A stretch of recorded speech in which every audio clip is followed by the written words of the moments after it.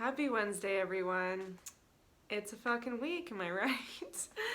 So this video has been scheduled to come out, and this is about celebrating your wins and me announcing that I quit my fucking job, right? I'm so excited, okay? But we also have a pretty big thing going on about coronavirus.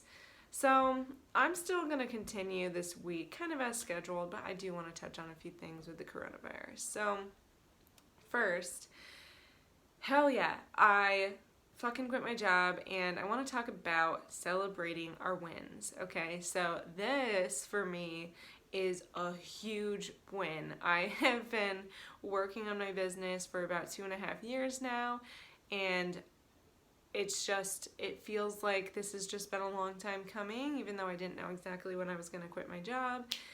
Here we are, and I'm so excited, and I celebrated big by going out to happy hour with a bunch of friends on Friday, and had people take care of the kids, so I was in what my sister was calling kid-free mode, so I celebrated big with that, and I just wanted to bring some awareness around not only celebrating your big wins, like quitting a job or getting a client or having a super successful launch, but I want to talk about celebrating the small wins. Okay, so a couple examples. A small win could be reaching out to someone and having them actually respond to you, because in this day and age, people are very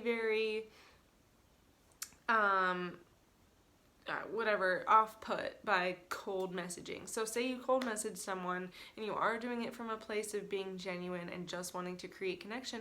If they respond to you, that's a win. That's a small win. And when you celebrate the small wins, that is like just brings in more success, because you're celebrating something good happening, and that creates more space for more good to happen, because you are acknowledging the win, you are acting grateful for the win, and this is really what it comes back to, is gratefulness, that you're grateful for the win, and the more you're grateful, more good things happen, and then you can continue the cycle of being grateful for a slightly bigger win, or maybe you get a new client, and maybe the next step is that you're getting multiple new clients for a course you're offering or something. So when you're grateful for each little thing and you're grateful for each step that you take in your business or in life in general, good things follow. You just gotta keep celebrating the small wins, keep finding gratefulness, even if you're just grateful like in this time of coronavirus. Like, it's really hard to find gratefulness for something that feels really hard and feels like it's just against you and making the world a harder place to live in, okay? So even in a time like now, finding a reason to be grateful. So like for me, I'm super grateful because no one in my family is sick at the moment. I'm able to stay home, and we're not put into economic jeopardy yet. And some smaller wins is like, we have food to eat, and I'm not worrying about feeding my son. You know, I'm grateful for the fact that we have clean water. Those are simple things you can be grateful for, like having a bed to sleep in, like being able to be in my home right now.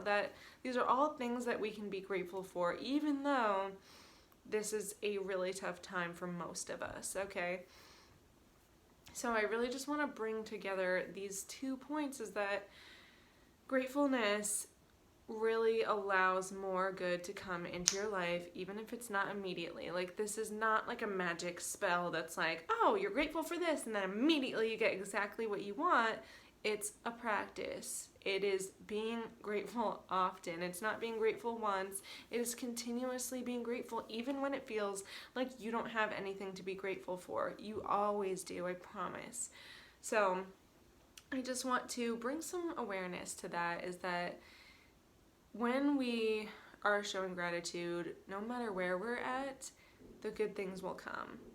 and I know this probably sounds cheesy, but I believe in this, okay? And I want you to believe in this because you deserve the good things to happen, okay? And one way is by being grateful, and back to the celebrating the small wins. So another thing too is that when you set a goal, like say you want to quit your job or you want to start a blog or something, you can set the goal, okay, I'm going to quit my job this day. And then not only that, but you are sharing or writing down what you are going to do to celebrate when that goal happens, okay? So I wrote down that I'm going to quit my job, and this actually a couple months ago.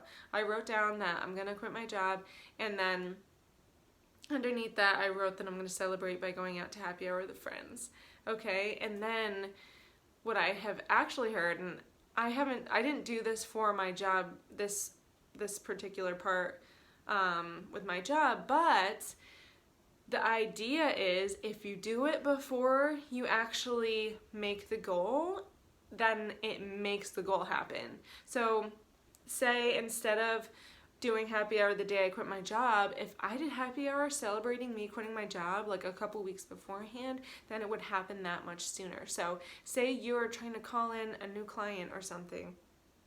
You write down, I'm calling in a new client in the month of March. And then underneath that you write, I'm going to celebrate this by getting a massage. So instead of waiting to get a client and then getting a massage to celebrate, you get the massage first. And then boom, client. And again, it doesn't always happen magically, but it's something to try in conjunction with the gratefulness, celebrating the small wins. A lot of this really works together, and that's why I'm a holistic business coach, because I have realized that you need to approach your business from all different standpoints, and it takes multiple things, not just one thing. It's never going to be one thing that actually moves the needle. It is going to be a lot of small things and then maybe one big action, but it's never just that one big action. It's multiple little actions that lead up to whatever your goal is, okay? So that is what I have for you today, and I just hope that you guys are staying healthy, staying indoors, finding creative ways to use this time. I know a lot of you have kids, and I'm sure and I know that it can be stressful to be home with your kids, especially when they're little, and I just want you to know that I am feeling you, okay?